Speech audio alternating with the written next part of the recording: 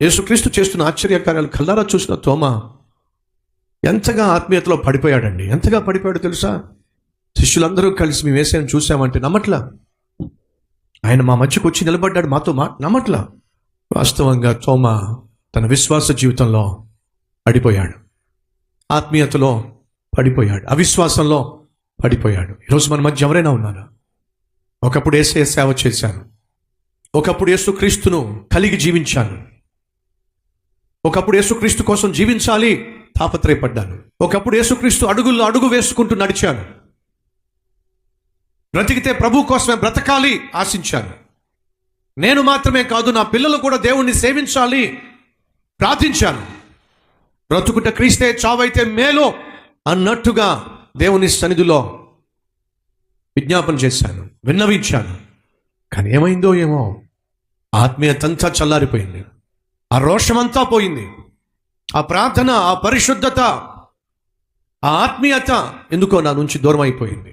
ఇప్పుడు దేవుణ్ణి నమ్మడమే నాకు కష్టంగా ఉంది, ప్రార్థన చేయడం కష్టంగా ఉంది, మోకరించడం కష్టంగా ఉంది, పరిశుద్ధ గ్రంథాన్ని తెరిచి పట్టుమని 10 నిమిషాలు చదవడం నాకు కష్టంగా ఉంది. మందిరానికి ఒకప్పుడు అందరికంటే ముందుగా వచ్చి కూర్చునేదానికి ఏమిటో అసలు మందిరానికి రావాలంటే కష్టంగా ఉంది. ఒక వారం వస్తాను, ఒక వారం రాను, ఒకరోజు ప్రార్థిస్తాను, మరొక రోజు ప్రార్థించను. ఒకప్పుడు నాతో పాటు ఎంతో మందిని దేవుని సన్నిధికి తీసుకొచ్చేవాడిని, నలుగురిని దేవుని సన్నిధికి తీసుకెళ్ళాలి ఆశించిన దాన్ని. ఏమిటో ఆత్మీయంతా కూడా పోయింది.